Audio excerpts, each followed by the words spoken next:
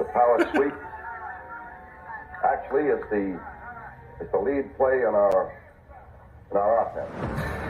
Yes, our YN or a tight end to open up somewhere between 6 feet and 9 feet.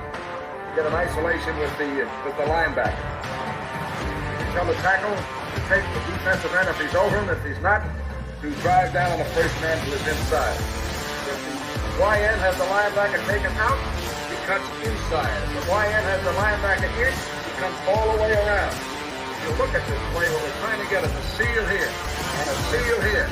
Try to run this play in the alley.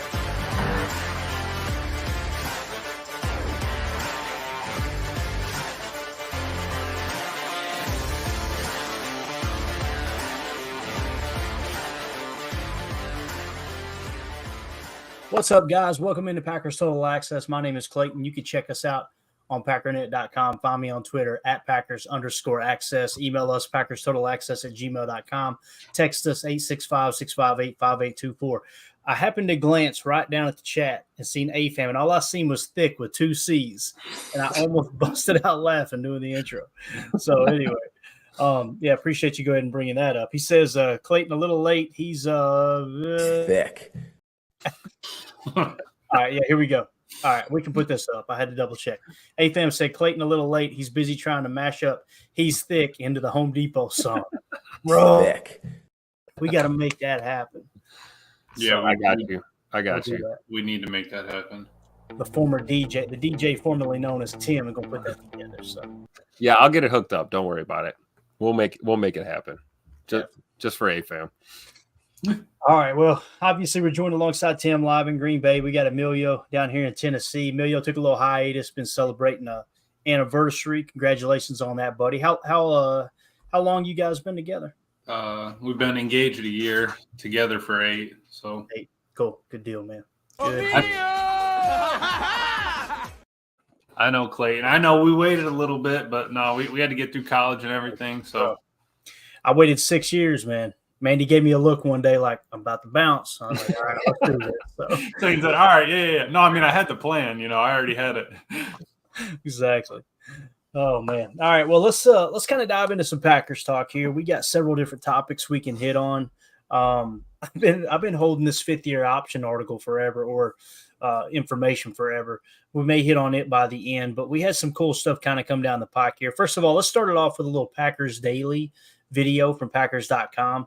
It's just kind of a rookie minicamp recap, if you will. It's Wes Hodkiewicz putting together some good stuff here. Just a little kind of a highlight reel, if you will, from rookie minicamp, as well as just a few nuggets here on the backside. And then we'll get into some Adam Stenavich press conference, as well as Greg Cosell, actually on the Ross Tucker football podcast today, or yesterday, I believe it was, mentioning Javon Bullard. So that was kind of cool. We've also got a question from, who is it? My boy, Randy Clavers from the Patreon group as well. So we'll hit on that too. But let's do this. Let's roll this Packers Daily video real quick. Just good to get them in the building to start to form a relationship with these guys and find out what they're all about and try to push them to be their best. You want to see everything they do, from the meeting room to on the field, and how they compete. It makes it a lot more fun too when you're working with guys that want to put in the work, that are willing to do all the little things. Coming in here being a sponge, soaking up all this knowledge, and so just coming in here with my head down, ready to work. Control my attitude and my effort, and trying to get better every day, but also elevating all the people around me. Learning my teammates, learning the playbook, and just learning how the Green Bay way is. You in the same shoes that everybody else, no matter what round you got picked or wherever. So I'm just putting myself in the same shoes that everybody else and just fighting to get a job. This is a very good educational experience for them in terms of just how we practice, the standards that we have. So hopefully they have a better chance to acclimate faster when they get back with the vets. Rookie minicamp was the Packers' debut of sorts for this year's freshman class. But we also got to see Jeff Hafley on the grass for the first time, running the show on defense. It's been great just to see how he interacts with the guys, giving them the why behind everything we're doing, showing the guys how teams are going to attack us. And then he does a good job of wanting get to know these guys and build a relationship with them. It's not about the scheme right now. It's about the players. It's about our job maximizing their ability. And now that we see what we have, we got to make sure we do that. And that's why we love coming to work every day right now. I mean, for me, it's just football again. And this team is driven right now. And that's not saying we're going to do this or we're going to do that down the road, but if you come in and you're doing what these players are doing every day, you got a chance. So I'm fired up about that. There you go. Obviously, Jeff Hafley kind of stole the show this week. As far as the coaches go, we hit on a few of his comments from his presser. Thick. Pretty cool little video that we put together there, that Packers Daily put together. So we appreciate them. Obviously, go give it a like, a share, a follow, all that good stuff on X and YouTube. Love Wes Hodkowitz, man. He's one of my favorites for sure. So as rookie minicamp wraps up and Emilio tries to hold it together here all night, how are we feeling coming out of rookie minicamp, this first one here, Tim? Feeling good, especially about our DC. I like what Coach LaFleur said there, about him taking the time to get to know the guys. And then, Coach Half following it up with saying it's not about scheme right now. It's about the players. And, I love that. I really do. You would think a new DC coming in trying to do an install would be all about scheme, all about X's and O's. And, they're going to be doing that on the daily. That comes with the territory. I think it says something to take time and try and connect with some of these players. You've brought that up plenty of times. You got to get their hearts, and they'll go to war for you every time. So it's good to see our DC out there with the guys first look, feeling good. Definitely. Emilio, I know you've been a little bit out of the loop here, but have you been able to keep up at all with the rookie minicamp?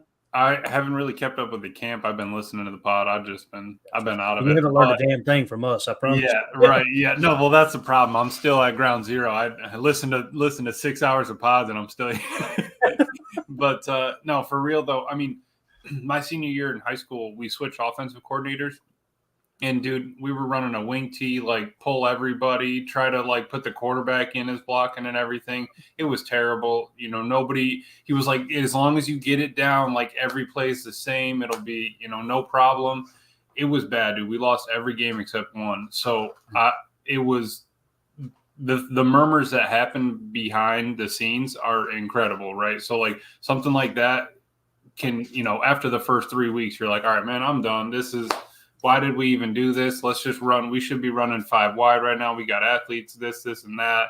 And I'm happy that Hafley doesn't have any of that, right? He's getting them, like you've been talking about, from the ground up. I'm going to show you every nook and cranny of where I'm looking. And I don't care if we're, 3 days behind, 3 weeks behind. Like the game doesn't start now. We can, if you got a question, ask it. If something's behind, let me know. But I'm really excited on where they're heading with Hafley, leading that charge. Yeah. Coach LaFleur said, like telling the guys the why, explaining why, Absolutely. We're doing these things. I think that helps people buy in a lot quicker, especially young players.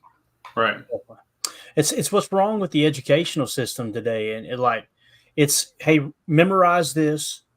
Have it memorized by Friday, and we'll give you a good grade, rather than understanding here's why you need it. Here's how you're going to apply it in life. I think the biggest issue there is with education today is a good chunk of that stuff you're not going to apply in life. And it's just people trying to make money off of teaching, rather than, the overall goal. And I'm not saying everybody or even the majority is like that. It's just wild to see how many people come out of college today and they're not even using their degree. And it's like, You literally talk the kid into wasting money. It just, I don't know, man. Kind of feels like one of those pyramid things. I ain't gonna lie. Yeah, I'm not technically using my degree right now, so right. It's a good example. lawns and landscaping technically isn't what I went to school for, but right. I agree, man. Yeah, it's crazy. Again, you should find what people are passionate about, right? What do you want to do with your life? All right, now let's build a game plan on how we can get you the most prepared to succeed in that field. Not, all right, let's make sure you do exactly what I say, and if you win me over, then I'll pass you.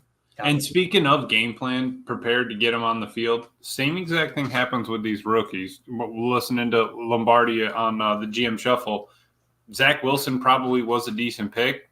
Right. His preparation, his plan, everything that they had lined up for him on the Jets side was the issue, right? Yeah. We got 11 dudes in here we need to have a plan for each individual one of them. Like you said, we need to have goals, we need to have milestones, we need to have preparation and plans for them to succeed, to be able to get better as a player, as a person, all that.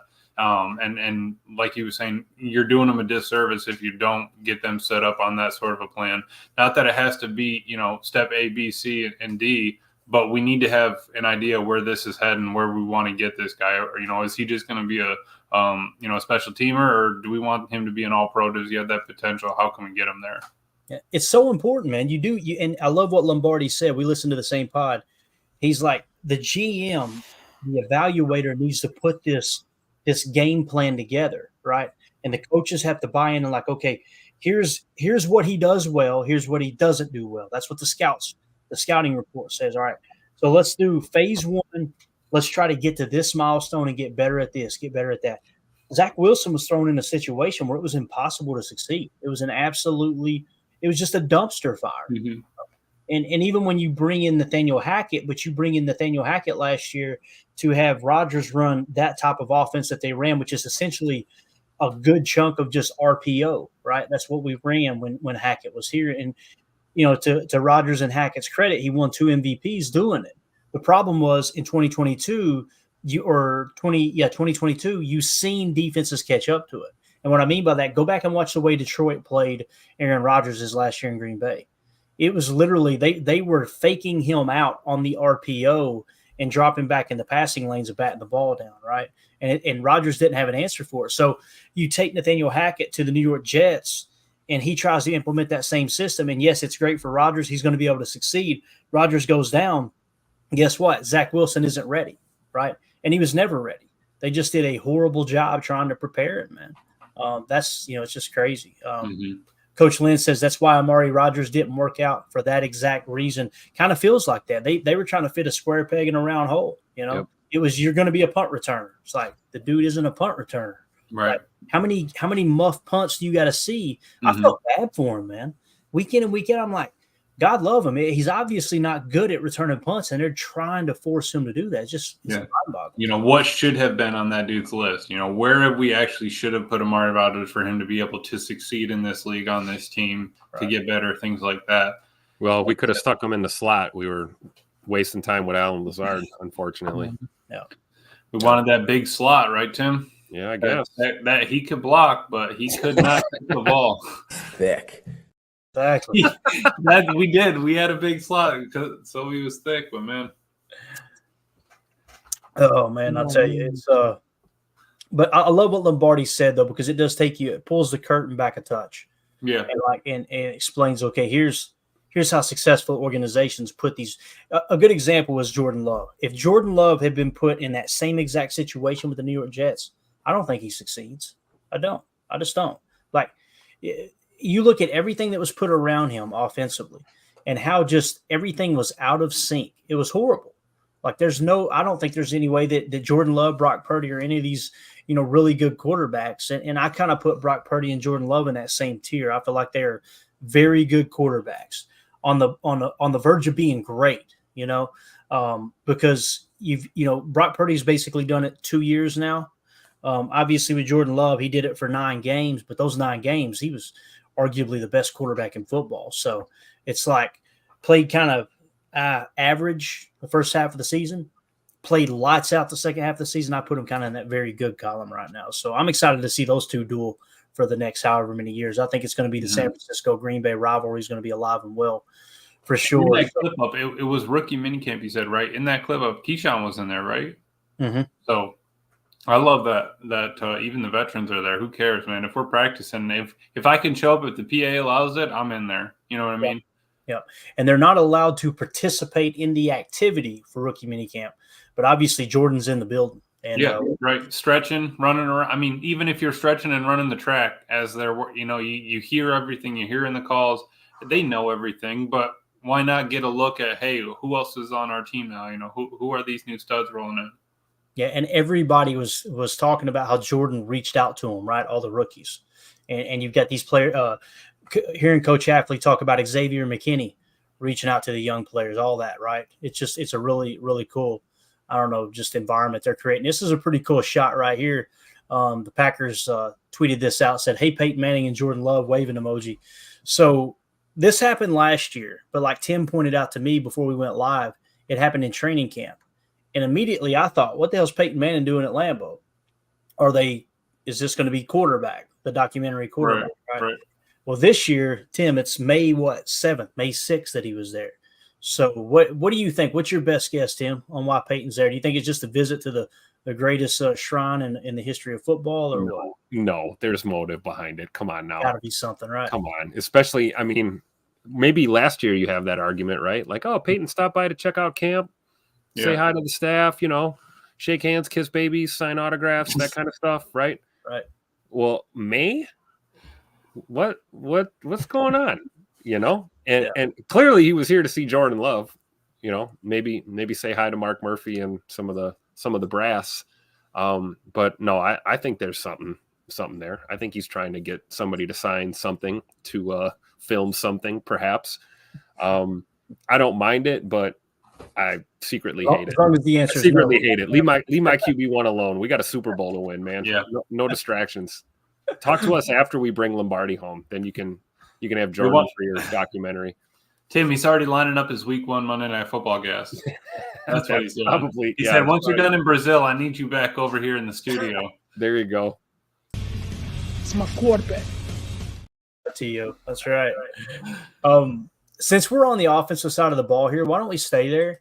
And then we'll get to the other comments here in a minute. We've got about a 15-minute long press conference from Adam Stenavich.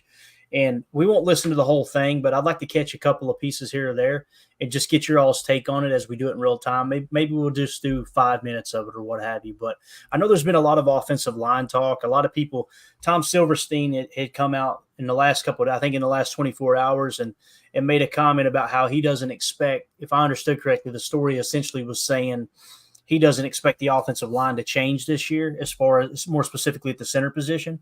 And people immediately respond and go, well, Rob Domofsky said they was. That's not what Rob Domofsky said. He said next year, right? He's been very adamant about that. Sometimes as fans, and I know I'm as guilty as anyone, we hear what we want to hear, right, rather than what we actually hear. But this is Adam Stenavich, obviously, from the presser yesterday. And I think it was yesterday, yeah. Let's just kind of see if we, again, as he hits each answer, if it's something relevant, we'll just stop it. You guys can speak up and say, hey, Clayton, I want to comment on this. But we'll go around the horn a couple of times. Here we go. Here's offensive coordinator Adam Stenavich, who met with the press yesterday. Jordan was kind of the unknown. I'm sure he had a lot to prove to himself, to you guys, and the rest of the world. Is Jordan any different here 12 months later? Oh, yeah, definitely. Just to see how much he's grown over the last year has been awesome.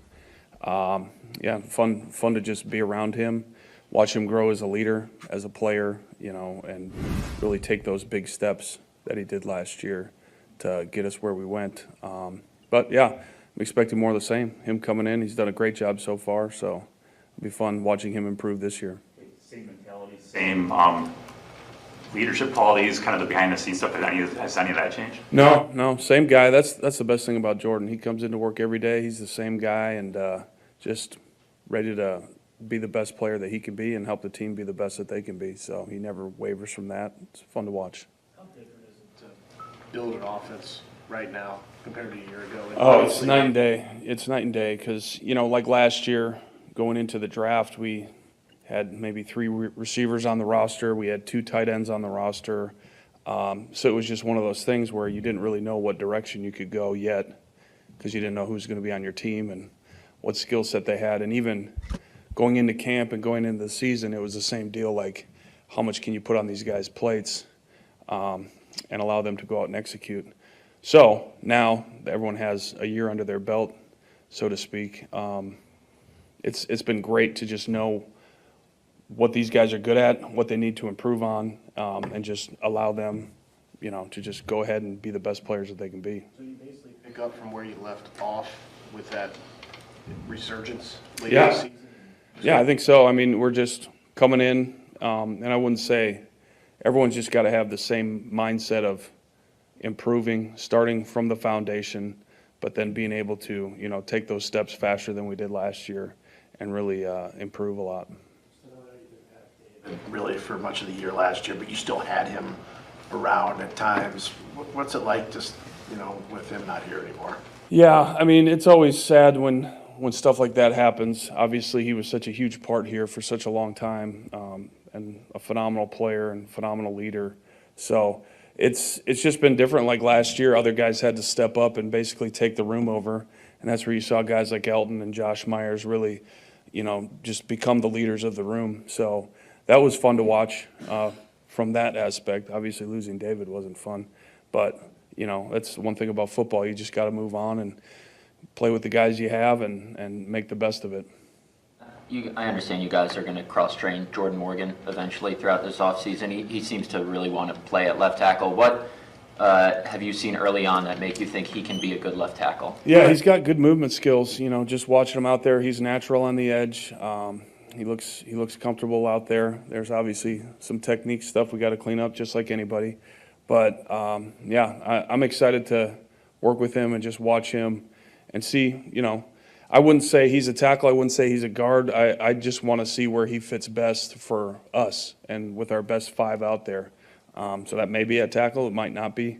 But I'm excited to work with him and just see you can see his athleticism when he's out there. He's a pretty talented guy. He's thick. He is thick. So appreciate everybody in the chat making fun of my head. So they're off the rails. I love it, dude. Hey, let me tell you something. It's funny because it's true. Oh, man. But anyways, as far as what he said about Jordan Morgan there, listen, it's really, really, really, really, really, really, really early, right? But how do we see it? Like, do we just kind of reading the tea leaves here? He sounds pretty confident in his ability to play the edge, right? Kind of feels that way. Do you guys agree with that or no? Mm-hmm. Seems that way. I think so. It's early, but it sure looks like that's the case right now. Yeah, and the other thing too, talking about the versatility, the quickness, right? I think he's legit got a shot to play any position on the line other than center, right? Because the feet, that's the biggest thing, right? Is getting someone who's got the athleticism that they can pull in those certain situations. They can play each individual spot on the offensive line. Now, the thing about Jordan Morgan and being a rookie is like he's obviously most comfortable playing left tackle. If I had to put money on it right now, I hate to say this, but I'm going to. If I had to put money on it right now today on May 7th, I would say I would not be surprised if the line stays healthy, if Jordan Morgan sits the majority of his rookie year. I could see that happening. That was kind of in the works for Brian Bulaga, obviously, when he came in because he couldn't really beat Mark Tauscher out for that right tackle spot. And then eventually Mark Tauscher got hurt. I heard him and Wildy talking about that. I think it was yesterday or the day before. Maybe it was Friday. And just talking about if it hadn't been for that, Bulaga probably wouldn't have got thrust right in away immediately because he couldn't really beat Tauscher out for the job. So I think we do got to kind of pump our brakes a little bit on Jordan Morgan simply because I could see it being something where, hey, he's lying in the way. And that's the other thing too, Emilio. There's going to be injuries. Like, yeah. Guys are going to get banged up on the offensive line. The question is, can Jordan Morgan plug in at right guard? Can he plug in, at left tackle? Is he going to be ready to go day one, right? Mm-hmm.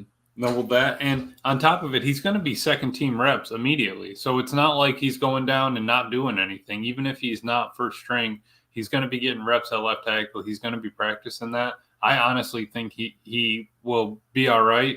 But like you said, I mean, if we're going to give veteran, if it's Iowa and we got the seniors playing, maybe we're going to let Rashid play that first game, see how it goes, and go from there, unless there's just a blatant difference in the offseason. But we're not going to know that. Like you said, right now on May 7th, we have no idea, honestly, where that depth chart's going to be. But it's cool to see that they are working. They do like him out there. He's getting practice out there. That's awesome to see. That's why we spent that first-round pick on him, so let's see it. Yeah, definitely. AFM in the chat said Morgan has too much athleticism. Yeah, I mean, it's going to be hard to keep him on the bench. I'm just simply looking at what the Packers have kind of done in the past, Although, David Bakhtiari, what was he, a 4th-round pick? And he just absolutely took that left tackle spot, right? Right. He stepped up and stepped into that role and never really gave it back until the end. Took him a minute to win it, though. It wasn't instantaneous. Right. Even Bakhtiari was a work in progress for a while. So, yeah, I like what Steno said too. Ultimately, the goal is the best 5 on the line, right? Right. Regardless of where they're playing, it's who's the best, and let's get them out there as often as possible. Yeah, and I think it's important to say too that like Jordan Morgan, he said he wants to play left tackle. He wants to protect Jordan Love's blind side, right? He specifically, but he also specified that he's okay playing everywhere else, right? Like, so it's not like he's coming in as a rookie like, no, I'm going to be the left tackle. He's simply saying like, hey guys, trust me, I can handle this, right? Type thing. So that's a team player, right? So I mean, if they need a 6 man, if we're going to go, offset, heavy formation, whatever, immediate, right? So, I mean, I really am. I think he's going to do well. It's just a matter of time until it comes to fruition. If Josh isn't working out at center or we're having issues again, then we may well see Big E go to center and then Jordan Morgan go to left guard, right? I mean, that could be a scenario. And I mean, and think about it, like Clayton, when you were a player, dude, if that second baseman, you were second string, right? That second baseman wasn't cutting it, but that's your spot. Dude, the catcher is even worse. Clayton's hopping in there at catcher, right? You know what I'm saying? You want to be out on the field. You want to go play. That's why you played this sport since you were a kid. Yep. So if there's a spot open, let's get on there. Let's play it. I can play any position, whatever, dude. If they needed a new long snapper, I bet Jordan Morgan would be the first one lining up. See what's on the field. Yeah. So, no doubt, man. Jordan Morgan said, "I can return punts." Give him a shot. Everybody, when in high school, when everyone got in the line, you know what I'm saying? Everybody got to kick a field goal just to see if we had any stars, see if we had any Tims in the stands. Hilarious. Greg Rice in the chat said, "Who's calling offensive plays this year?" I have no reason to believe it's not going to be Matt LaFleur. I think that's Matt LaFleur's bread and butter. I know there was a little bit of conversation last year about possibly switching up, and all it was someone asked him, you wouldn't really give up play calling, would you? He said, I would if it helped the team, essentially is what he said. But there's no way. That's with coaches, you've got coaches that are kind of developmental coaches, and you've got play caller coaches. The great coaches can do both, right? Matt LaFleur is definitely a play caller coach. I think he called the best passing game in the entire National Football League last year. Like some of the stuff that he was mixing and matching together. And we heard about a few things that got kind of caught on the fly with the tight ends coach. Just a suggestion to Matt. I think it was in the Pittsburgh game, if I remember. I can't remember which game it was, but just little stuff like that. Or no, maybe it was Dallas. Everything's blurring together. But it's just, again, I think Matt LaFleur is going to call plays. You guys agree, disagree with that? I agree. I agree. I don't see a reason for him not to. Yeah. Definitely. I mean, that's it, because every time we saw Jordan come off the field, you want the play caller to be talking to him, every time. He goes over to Matt, they figure it out. They've had that chemistry. Why are we going to change that up? Yeah, definitely. Randy Cleaver's in the chat said Matt is an offensive genius. I mean, he doesn't get enough credit, in my opinion, man. And again, I had to kind of hold back a little bit last year because it's like, hey, listen, it was Aaron Rodgers at quarterback. So we haven't seen him without an MVP caliber quarterback. Lo and behold, he takes a first-year starter, and the dude just absolutely lit it up in the second half of the season. So I'm just excited to see Matt LaFleur's winning percentage continue to rise and put him in the upper echelon there as far as winning percentage, not just amongst active coaches, obviously, but all time. I mean, he's right up there towards the top in winning percentage. Really, really cool. And he can start actually getting some respect for it. I think it was Ryan that was talking about it, but like, how's the dude not getting any respect? It was always Aaron Rodgers, and now it's Matt's turn. Like, all right, come on now. Like, he was still on the team.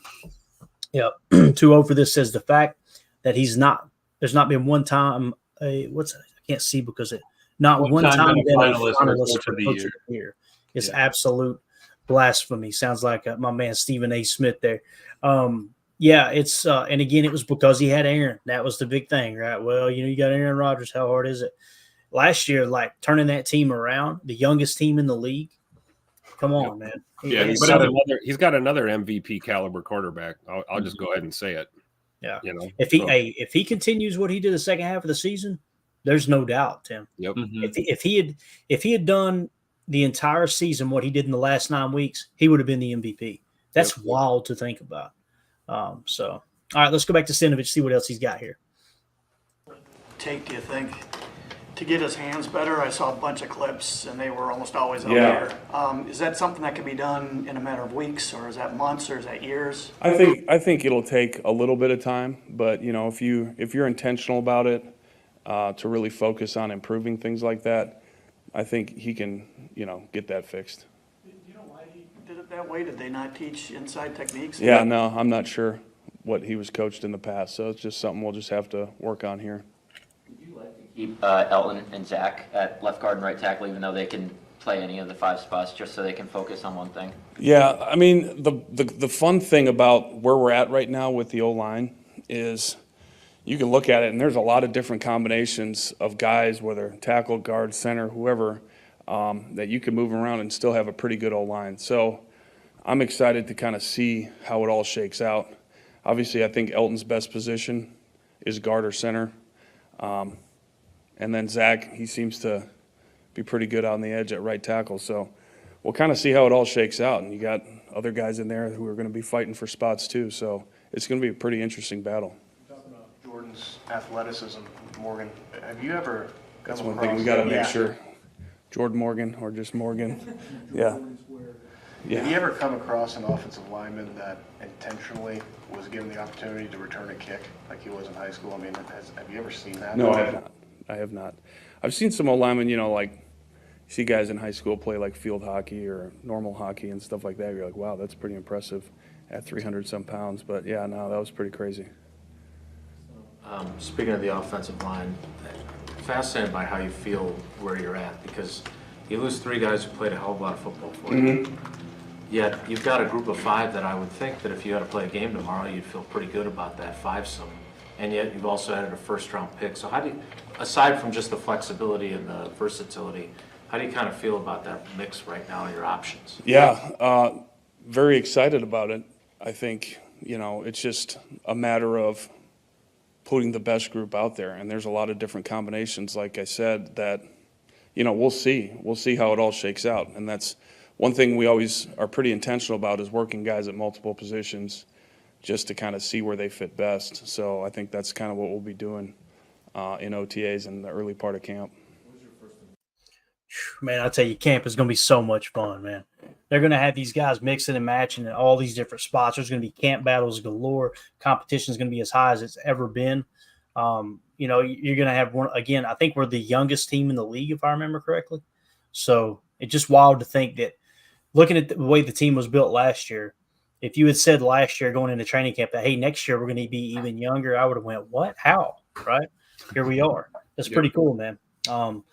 And obviously capitalizing on those rookie contracts, which Ryan did an excellent job on his, I think it was his latest pod that I listened to earlier today, just kind of talking about hitting on that a little bit and how much money it truly does save by hitting on some of these later round picks. And again, as long as you're not picking in the top 5, it all really applies for sure. So, all right. So that was Adam Stenavich. Just wanted to hit on a little bit of that. Again, get to some of the offensive line comments. The big thing I'm taking away there is just a ton of competition. Go ahead, Emilio. Thing I took away was he said that he liked Elton at guard or center. Mm-hmm. So I wouldn't mind putting Elton there at center. I know we've talked about bringing Tom inside, but I think he does feel more comfortable in Tom staying outside. So I wouldn't mind that. Elton's a smart dude. I would love to have him in there. I think, we've seen him rep it before. He always takes reps, on the sideline at that. And him and Jordan are probably, tight after this. So I would be fine with that 100%. That's exactly what I said a couple of days ago, wasn't it, Tim? If I had my choice, I'd want Elton Jenkins at center. Yeah, and I agree. I want Zach Tom to stay at right tackle.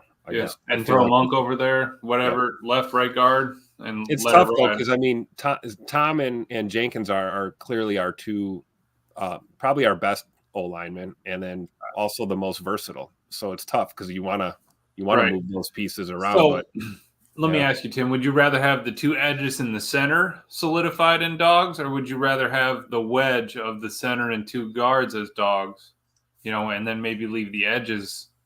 If you asked me last year, I would say the edges, just because of the the zone run and a lot of the outside zone that we ran with Jones, but now we got some battering rams in our backfield. So right. I feel like, shoring up that interior might do us a little more service in the run game. But, I'll say this. I don't care what Steno does. Just put the best 5 out there. Mm-hmm. Let's go. I want to see him moving downfield, not moving backwards.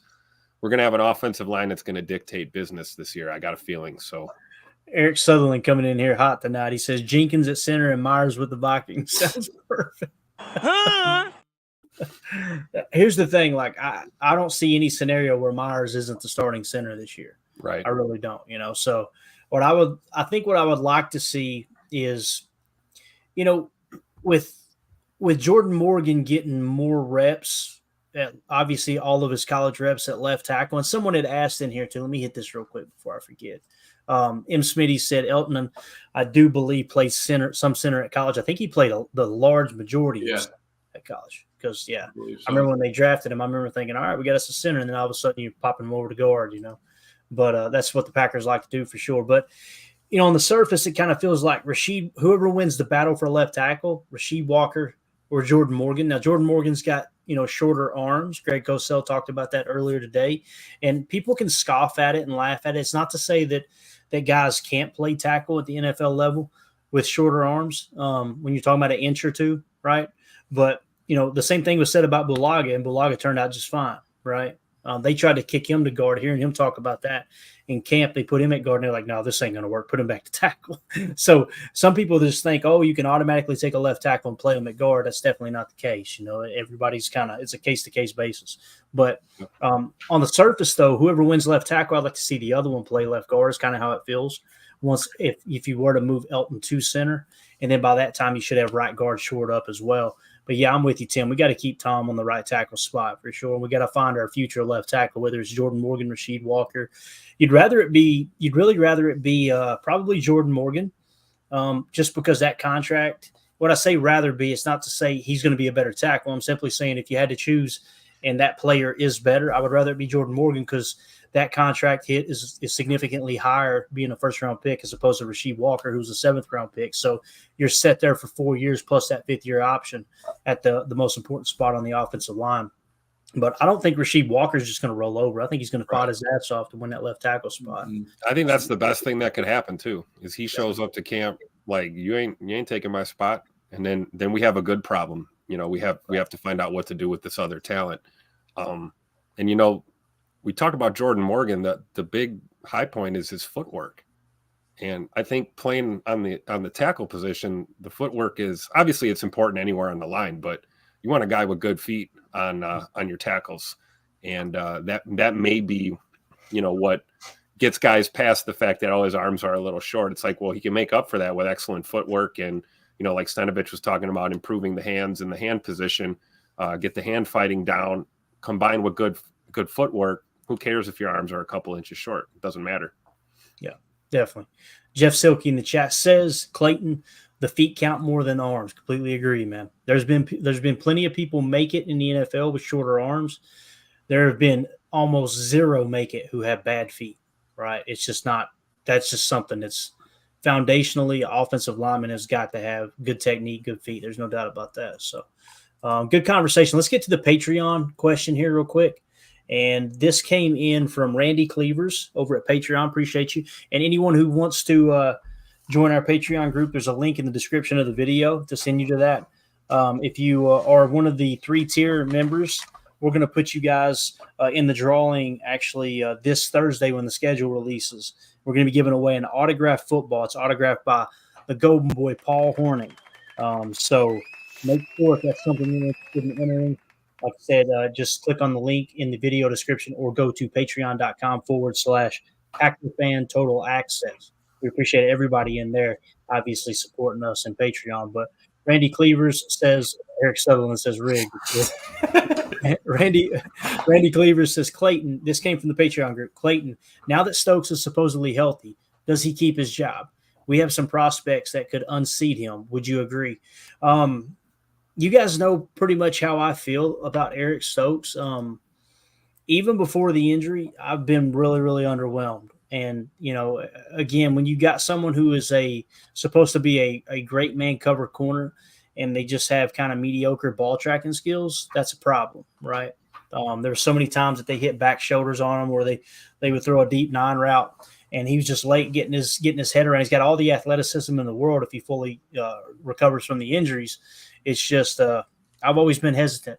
Again, the old saying, show me your checkbook and your calendar and I'll show you where your priorities lie. The Packers just declined that fifth-year option, right? So it tells you all you need to know of how they feel about Eric Stokes. Now, if Eric Stokes comes out this year and he absolutely lights it up, yes, there's a chance that they re-sign him, obviously. Probably going to get to test the market, I would imagine, though. And I actually have that article pulled up here just to kind of show you Eric Stokes' fifth-year option as the 29th overall pick there for Green Bay. His fifth-year option got declined. It was going to be worth $12.4 million. So what it tells you is it doesn't mean the Packers don't like him. It just means they think he's not worth $12.4 million, right? It's that simple. So How do you guys feel about it? We'll go around the horn here once with that, Tim. How do you feel about Eric Stokes? Do you think he holds on to his job? Do you think he may be Val King, one of these young whippersnappers steps in here and maybe takes it from him? Yeah, I think that's a possibility. But Stokes is a good dude. He's a good guy to be around when you're at great locker room guy, right? Yeah, he's a great leader, great locker room guy. But yeah, unfortunately, the drawback is he's got some issues with ball tracking, especially in the deep coverage situations. He seems to be there, but we're getting completions on him because he's not getting his head around. I feel like that's something that can be coached up, but I also feel like you're in the NFL. You should probably know how to track a football in the air at this point. So I don't know. I think there's a lot of depth already and a lot of young, hungry players that want to take that spot. But I will say this, much like we said about Zay McDuffie at linebacker, I feel like Stokes is kind of one of those guys too, where it's like, well, I wouldn't be thrilled with him starting, but he'd be a great backup. And if he had to start in a pinch, it's not the end of the world. I don't feel like he's a full-on liability at corner. Stokes had a pretty good year his rookie year. I think the injury bug just bit him really hard, and he's been working his way back. I think we're going to get at least a chance to see what he's got. He's obviously going to be, that opposite corner, with the ones probably to start. But I do think there's a chance that somebody comes up and snatches that job from him. But you got, like you said, Clayton, it's a contract year. We know they're not picking up the option on him. He knows that. There's no secrets. So really, and I'm sure Eric Stokes would agree if he was on the pod with us right now, the only thing he can do is go out there and bust his ass and play. That's it. That's all that's left to do. So we got to at least give him that opportunity. So we'll see what happens. Definitely. Greg Rice says if he balls out, isn't that worth $12 million? Absolutely. But when you're building a roster too, you got to make a decision. There's only so much money to go around, right? And I know the cap can be manipulated on a year-to-year basis, but you're already paying Jair top cornerback money, right? Yeah. So, when you're building a roster, typically they're looking at, okay, what are the premier positions, right? I personally don't see cornerback as a premier position. I see edge and 1 to 3 technique on the defensive line, right? That interior defensive lineman. That's what I see as tier 1. And then tier 2, I personally think middle linebacker and post safety, right?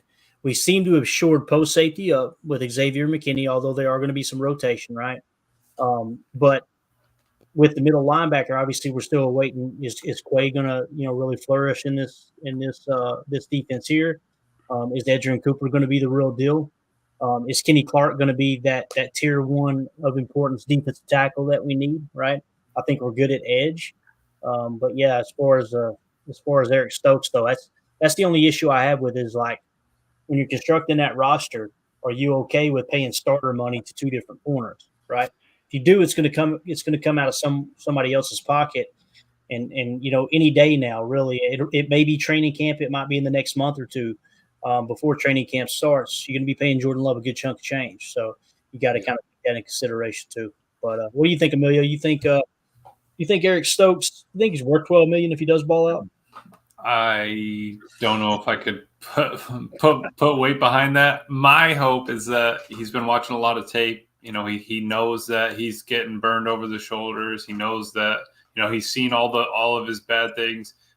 He's worked for 2 years now on rehabbing at this point, and if the dude, if it's not going to happen now, there's a slim chance it happens, moving forward. So for his sake, I would love for him to ball out. For the team's sake, I would love for him to ball out. The problem is if that doesn't come, then we got ourselves caught in a bubble if we paid that $12 million. So, I mean, I think it's the best case scenario for the team, and honestly a decent case for Eric Stokes. I mean, you've had those injuries. You've been out for almost 2 years now. You had a decent rookie season, but you haven't been able to prove anything, and you're already on the last year of your deal. Right. It's either now or never, either way. So I think he's not mad about it. I think he just kind of knows where he needs to be now moving forward. Definitely. To wrap it back around to offensive line talk, Deadfish comes in with the facts here. Appreciate you, Deadfish. He says Rasheed Walker has 33 and 5/8 inch arms and an 80 and a half inch wingspan. Jordan Morgan has not that wingspan, Tim. Damn it.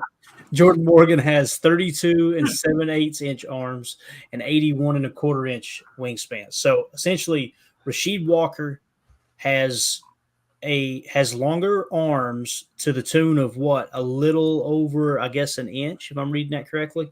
And the wingspan, though, Jordan Morgan has longer wingspan, which is pretty wild to think about that those two things differ, but I guess it makes sense. Got a bigger torso. Yeah. Means he's a better wall there. Protect that blind side. That's what I love to see. I immediately thought of Theo Vaughn when he said, "I got the rib cage of a large cat."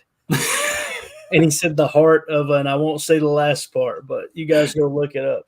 Just type in Theo Vaughn, rib cage of a large cat, and I promise you will cackle. That dude is such a nut. But anyway, he is correct. Correct. All right. So thank you, Deadfish, for those measurables, buddy. We appreciate that. Yeah, that's awesome. Like, we're splitting hairs here, right? Like, is that even like if we're comparing these two guys? Like, yeah, less than an inch in the arms and then over an inch in the span, or less than an inch in the span. I mean, it doesn't mean anything. I hope they both ball out. I hope they're just both monsters. Right. Yeah. I really do. Yeah. And again, if his footwork is that good, his technique is that good, and he can still work his hands, even though he's got a slight disadvantage with reach. They could kind of balance each other out, and it could be, like you said, a neck and neck race there, right? Right. Let's see here. M. Smitty says, I will say Mike Wall felt the conversation on arm length is not really a big deal, more of an off-season talking point. I hope that's the case because, hearing Greg Cosell talk about it and how coaches across the league, I could pull that clip up too, where he was talking about Jordan Morgan. The reason they were a little bit down on him is it's like, offensive line coaches across the league disagree with that comment. Like they really hold that arm length in high regard, but I sure hope it isn't a big issue because Jordan Morgan, and he seems to have everything else. We're not building the foundation of a house, right? So if we're an inch off, it doesn't matter. I don't think that it's that big of a deal that the dude, we can make that happen. That if he's good at playing football, that's what matters. They said the thing about D-Bot. Exactly. Speaking of building house. 3, 4, 5 triangles, make sure it's square and the whole thing's off. Oh, broke out the 3, 4, 5, my man. That was all the secrets over here. All right, that's enough of that trash. What are we doing with our life? All right. All I've been hearing too is Home Depot commercials. I just want to say, I know Jacob mentioned it, but I told you, man, I'm humming it all day, dude. Love it. Here was Greg Cosell talking about one of his favorite prospects going into this year's draft in Javon Bullard. You guys know he got a bonus on the reason he rose up my board so high. One of the reasons because Greg Cosell was so high on him pre-draft. So obviously he had Tyler Nubin as his top safety. I'm pretty sure Greg Cosell had Javon Bullard as his second best safety, which matched up perfect with our board. The only difference was there was other safeties above Oladapo. However, on my board, I had Oladapo as the third best safety, if I remember correctly. So really excited about that pick too once he heals up that toe. But here is Greg Cosell, the civilian GOAT, on the Ross Tucker Football Podcast earlier today, talking about Javon Bullard. On Bullard earlier from Georgia, he was one of your guys as well, Greg. Yeah, I love Javon Bullard. Javon Bullard to me was maybe not quite as good, but somewhat similar in many ways to Brian Branch of Alabama from a year ago. 2 years ago in 2022, Bullard was the slot. Did he just say Brian Branch, my draft crush from last year? I think he did. Corner for Georgia. This year, he was a safety. And I think this guy just, besides the obvious versatility, simply because of the change of position, this guy just understands how to play. He's not the best athlete, just like Branch wasn't the best athlete. Although I think Bullard ran better than people probably thought that he would run. His other athletic testing measurables were by no means off the charts. But this guy he's not twitchy. He's not sudden. You wouldn't say he's got super loose hips. But this guy is a smart, savvy player. You can see the higher level football intelligence, great recognition instincts, sees the game incredibly well. And, you know, he can play in the slot. This year, they matched him up, even though he was a safety. When they played Missouri, they matched him up to Luther Burden, who's probably going to be a top 10 or top 15 pick next year in the 2025 draft. So you know he can do that. So I just really liked the way he played. He saw the game really, really well. Love it, man. You can slot.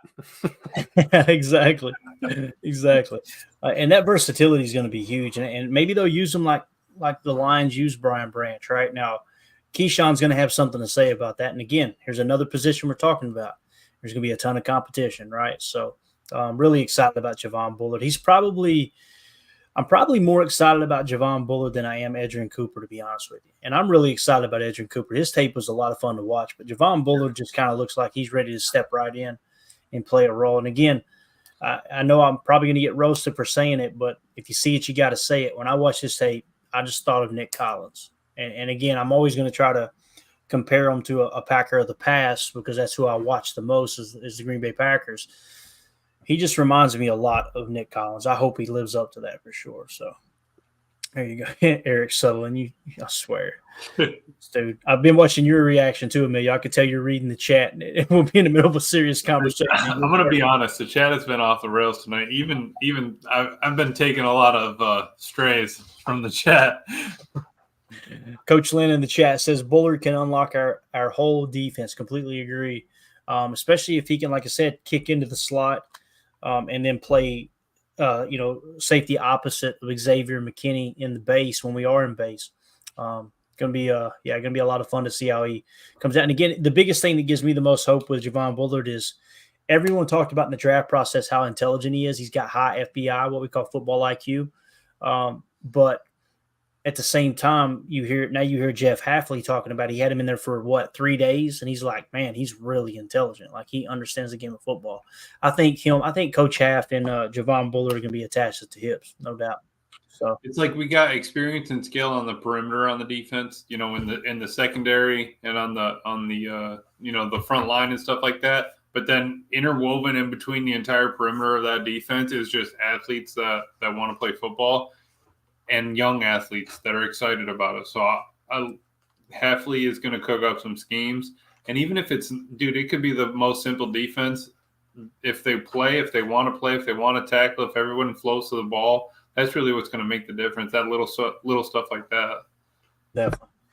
Johnny in the chat says Bullard is thick. Thick. He is. Coach Haft agrees. It's actually who he was talking about when he said that too. But you gotta love it. Gotta love it. All right, let's get ready to get out of here. Before we do, if you guys would, please hit that like button for us on YouTube. That'll help boost the algorithm, help other Packer fans find this channel, find this content. We appreciate y'all hanging out with us. Those of you on Twitter, you can also click on my Twitter profile. You'll see a YouTube link there. Send you directly to our YouTube channel, and you can go over there and sub. And a little bit easier interface to communicate in the chat over there. But we appreciate y'all hanging out here next as well. Swing over to Rumble as well. We also got Rumble Live as well. We do have like 15, 20 in there. So it's growing, man. Yeah, Rumble's cranking, man. It's a lot of fun. And again, we just try to bring you as many platforms as we can. Right. Because I know everybody has their preferences. So, Tim, you got anything else, buddy? Anything else you want to hit on before we wrap up here? Obviously, we didn't get to the fifth-year option conversation, but that's the way it goes. I'm fired up for tomorrow. Chalk Talk. Javon Bullard, right? Let's go. Or no, Marshawn Lloyd. Yeah, Or Marshawn Lloyd tomorrow. That's right. We already did Lloyd. That's right. Yeah. Yeah, it's going to be a lot of fun. Running back talk. I like it. Yeah, he was a fun watch. And again, you're going to see a lot of power run, a lot of GT power there. They ran a ton of RPO game out at USC as well with Lincoln Riley. But, man, it's going to be a fun watch. So, yeah, that's what we'll do tomorrow night at 7 p.m. Central, 8 p.m. Eastern. Emilio, you got anything, Bubba? Well, Cal, I'm not sure if I've seen you in here. Appreciate you commenting. New kickoff rule, and we got a bunch of guys that tackle. Watch these guys will be on kickoff team. And on top of that, I like that take just because that new kickoff rule, you're 15 yards from the dude. You can't give me 100%, 110% effort for 15 yards. You don't even have to run the field. You know, that was the worst part was you had to run all the way down there and then go on defense and start playing. If you giving me a 10-yard shot and all I got to do is slip through and I get to smoke somebody, let's go. So I like that as well, too. Fast athletes that want to hit, perfect. Yep. We'll probably see a lot less blocking in the back, too, with this scenario, I would think. A lot of just head on head straight up, you know. Don't get me wrong, Tim. You can line some people up with some of those crackbacks. I'm telling you, I've gotten snot bubbles before from some of those, but like I am excited to see what happens with it. But dude, if you could get your athletes and like number one players out there for 10-yard sprint, that's fine. Dude, you're not going to be tired after that. It's one more play. Yeah. Instead of having to run 40 yards, you know, and be done with it. Coach Lynn says, how about Marshawn Lloyd at kickoff return? That's what Goody mentioned, right? He's got some return abilities. So, and it's going to be more of a run and play now, man. There's no two ways about that. So it's going to be a lot of fun. All right, here we go. Let's get out of here. You guys got anything else? We good? I think we're good. All right. we're gonna get out of here for the chat. I love it. For those of you listening on the pod, Thank you, Jacob. Thank you for making us a part of your day. Guys, don't forget, if you want to enter yourself into the contest to win the autographed football, autographed by Paul Hornung, make sure you click on the Patreon link there in the YouTube video description. That'll send you over there. We really appreciate everybody. The support we've gotten has just been unbelievable here on YouTube. Like I said, on Rumble. The channel's growing like crazy, man. We kind of crack back through the algorithm. It's just growing every single day. We're getting multiple subs a day. It's going to be really cool to see where we're at the end of the year. Something else I'm thinking about doing, guys, when we get through the rookie chalk talks that we're going to do, we're probably still going to have a little bit of time. We're going to hit on history for sure. I definitely want to continue doing what we were doing there with the Legacy documentary, but also I'm thinking we might go back. One thing I like to do before training camp gets started every year, or even leading up to training camp, during training camp, is I like to go back the previous year and kind of get a quick refresher on what happened. So I was going to see what you guys thought about us possibly going back and pulling the highlights from each week last year and just kind of reliving it real quick in real time on the show, breaking it down. Okay, here's what happened there. Here's what happened there. Here's why we lost that game. Just a kind of quick refresher. And that's what we call self-scouting. Obviously, now it's a much more detailed process for these coaches. They're not going through and watching highlight reels, but that's something that we can just kind of get the Cliff Notes version of a quick refresher going into the season. I think that'd be a lot of fun. So we may try to do that. So we got plenty we could talk about for sure, but we definitely want to get back to history a little bit too during the break, because what's going to happen is before training camp, you're going to have these little mini camps pop up here and there. There's going to be a little bit of time before training camp for sure. So we'll try to fill that with some meaningful Packer talk rather than just bitching and moaning that other people are creating content like we seen somebody do on Twitter the other night. I'm sure y'all seen that exchange with Baz, but golly, dude, that just blew my mind, man. That people, they will take someone else's effort who's just creating daily content for us Packer fans, which, by the way, everybody loves Basarowski Productions. They love it. Yeah. Like, his channel is cranked to the gills because people love Baz. They love the content. They can't get enough year-round Packers talk. You got some damn knucklehead going to come here and go, oh, this is pointless. Okay, buddy. Got you. Thanks, gatekeeper. 2 cents. Yep. And it's always the same people, too, that think they're the gatekeepers. Like, we'll tell you when it's time to follow the Packers. Okay, get out of here, dude. Mm-hmm. Anyway, there's my mini rant. But country was built on people getting up out of the chair, right, Clayton, and go to work? That's right. That's right, Emilio. You tell them. I'm talking about.